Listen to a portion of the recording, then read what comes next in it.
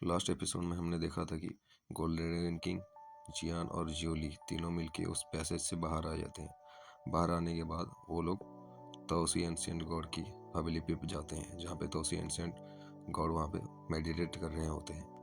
वहाँ पे आने के बाद वो लोग तोसी से बात करते हैं। गोल्डन ड्रैगन किंग भी कुछ देर तक वहाँ पे बात करते हैं और उसके बाद जियान के साथ उनको जाने के लिए बोलते हैं। और फिर तोसी जियान के हाथ में एक रिंग बनकर वहाँ पे रह जाते हैं, रिंग के अंदर चले जाते हैं। और फिर गोल्डन ड्रैगन किंग के साथ जब जियान बाहर निकलने लगता है, तभी वो सामने गोल्डन ड्रैगन किंग जियान को बताने लगते हैं कि चलो मैं तुम्हें अभी इस दुनिया के बारे में कुछ बताता हूँ। यहीं से हमारा नया एपिसोड शुरू होता है।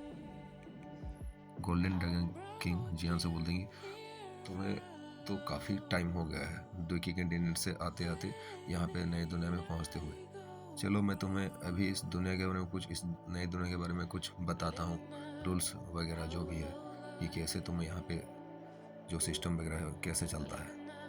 तभी जियान बोलता है कि हाँ मास्टर प्लीज़ मुझे बताइए, क्योंकि जियान मन में ये सोच रहा था कि हाँ मैं अभी मास्टर से पूछूंगा इस दुनिया के बारे में, लेकिन वैसे तो मास्टर खुद ही समझ गए ये तो मेरे लिए अच्छा ही है। तभी गोल्डन ड्रैगन किंग बोलते हैं कि देखो हम अभी जहाँ पे जा रहे हैं उसको बोलते हैं डाउडी कंटिनेंट, और वहाँ पे ऐसा कोई कुछ ऐसा मैजिक वगैरह वहाँ पे कोई एग्जिस्ट नहीं करता है। वहाँ का जो मेन चीज़ है वहाँ पे द्वीकी कल्टिवेशन ही है, जैसे कि तुम्हारे द्वीकी कंटिनेंट में था वैसा ही वहाँ पे भी है। इस महाद्वीप पे जो द्वीकी कल्टिवेशन है वो पुरानी समय से, उनका जो पुराना पीढ़ी था उसके समय से वो द्वीकी कल्टिवेशन चल रहा होता है। इसलिए ये अब इतना चरम तक पहुंच गया है कि उस द्वीकी से सामान्य मतलब नॉर्मल लोगों तक भी वो पहुंच चुका है अभी।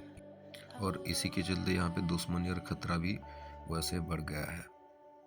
और यहाँ पे अलग अलग तरीके की द्वीकी कल्टिवेशन प्रैक्टिस करने की वजह से यहाँ पे बहुत तरह के द्वीकी कल्टिवेशन के मेथड्स भी यहाँ पे पाए जाते हैं।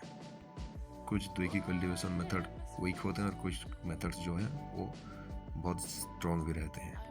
अगर हम एक तरह से हिसाब लगाएं तो जहाँ तुम पहले रहते थे द्वीकी कंटिनेंट में, वहाँ पे द्वीकी टेक्निक्स 4 लेवल्स में डिवाइडेड हुए थे। अगर आपको याद होगा तो जब जियाना एकेडमी में जियान गया था, वहाँ पे वो जो क्लासेस वगैरह थे ना, वान क्लास, जुआन क्लास, और तीसरा है अर्थ क्लास, और चौथा हेवन क्लास। और हर एक क्लास भी 3 भागों में डिवाइडेड थे, जैसे कि एलिमेंट्री लेवल, मिडिल लेवल और एक जो लास्ट में था वो था हाई लेवल।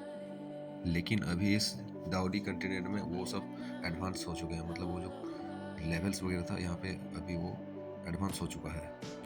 अभी तुम्हें यहाँ पे देखने को मिलेगा एक इमोर्टल लेवल, एक सेंट लेवल और एक जो है गॉड लेवल।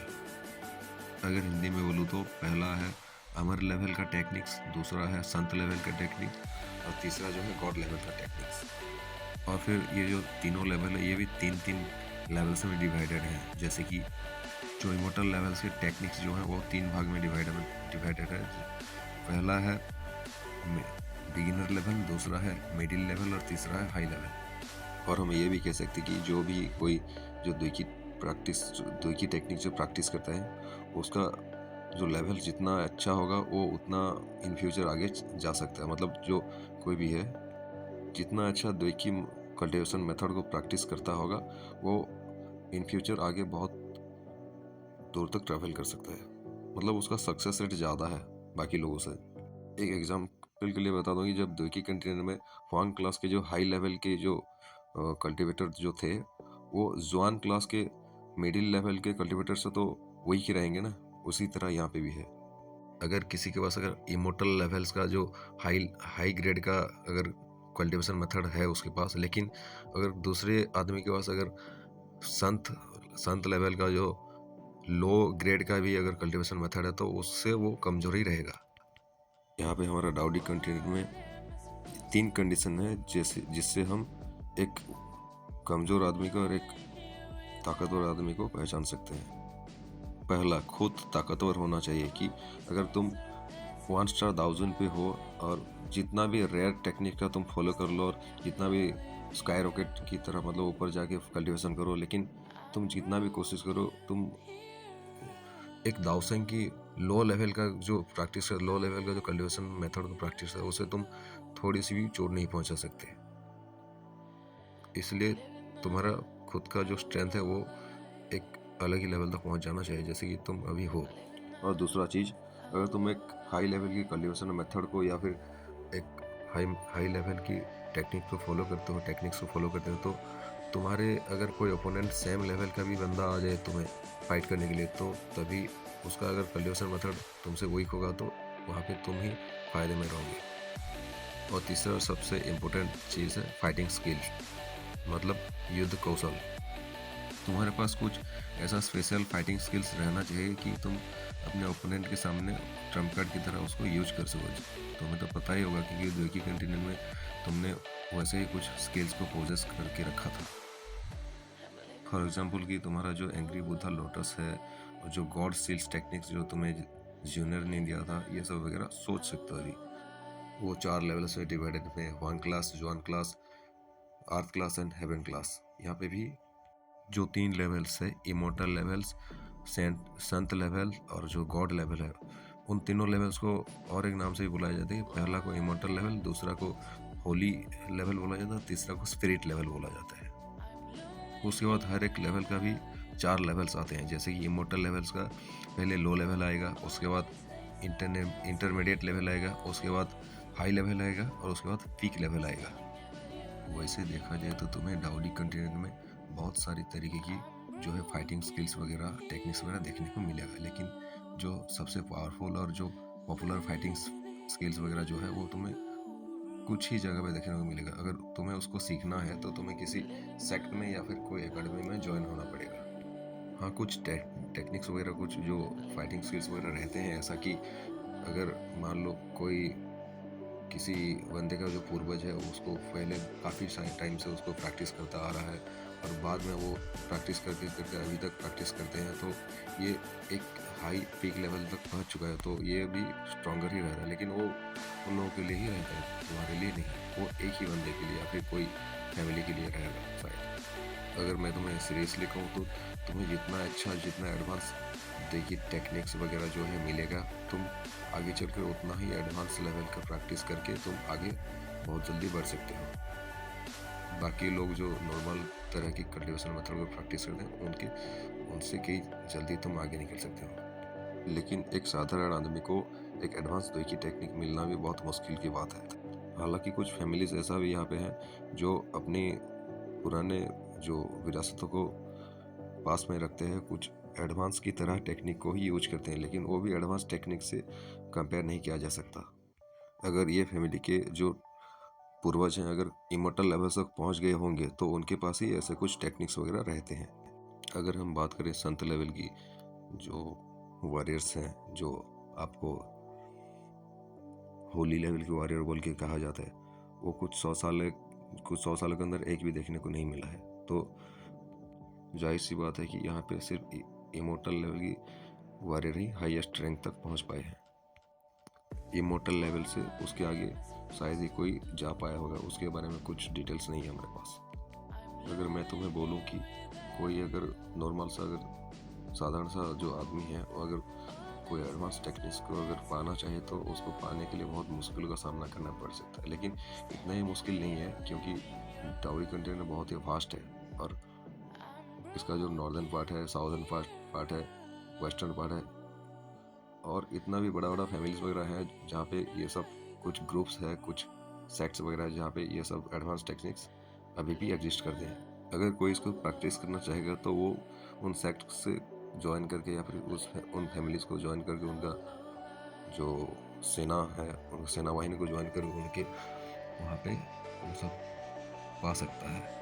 और कुछ ऐसे भी फैमिलीज और ग्रुप्स हैं जो कि इस डाउडी कंटिनेंट में छुपे हुए ग्रुप्स की तरह रह रहे हैं। जैसे कि तुम्हें द्विकी कंटिनेंट में याद होगा कि ड्रैगन कबीला जो रहता था वो छुपे हुए रहते थे, उनका जो स्ट्रेंथ वगैरह वो कभी शो नहीं करते, लेकिन वो भी 8 एंशिएंट क्लैंस में से ही आते थे और उनका जो टेक्निक्स होता है वो भी बहुत ही एडवांस लेवल का रहता है। लेकिन वो सिर्फ उसी टाइम बाहर निकलते हैं या फिर उसी टाइम ही बाहर निकलने की कोशिश करते हैं जब उनके ऊपर, उनकी जान के ऊपर आ जाता है। इसलिए उनको ढूंढना तो बहुत ही मुश्किल रहता है।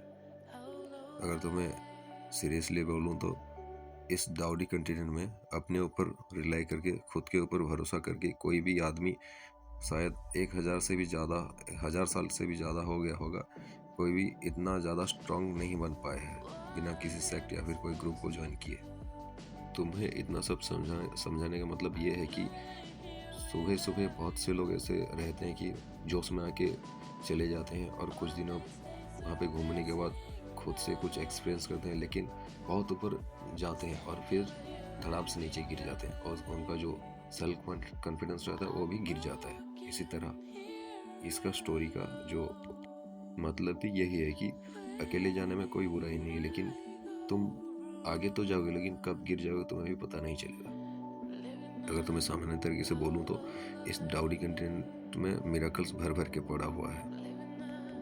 और एक बात बता दूं कि इस दाऊदी कंटिनेंट में हर एक आदमी जो है वो सबसे ज़्यादा ताकतवर नहीं होता, जैसे कि देखी कंटिनेंट में होता है। यहाँ पे भी वैसे ही कल्टीवेशन करके आगे बढ़ना पड़ता है और धीरे धीरे अपना पावर्स का आगे बढ़ा के उसको एक स्ट्रॉन्ग मैन बनना पड़ता है। और ये जो दाऊदी कंटिनेंट है ये ऊपरी द्वीप है, जैसे कि तुम्हारा निचला द्वीप है और ये ऊपरी द्वीप है।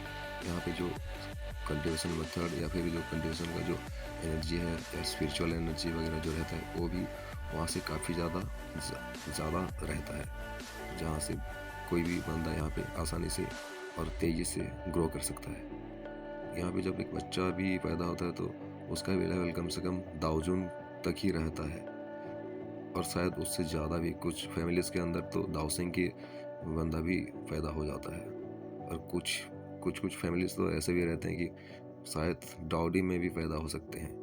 यहाँ का जो एनर्जी लेवल है वो देखी कंटिनेंट से बहुत ज़्यादा अलग और एडवांस लेवल पे पहुँच चुका है।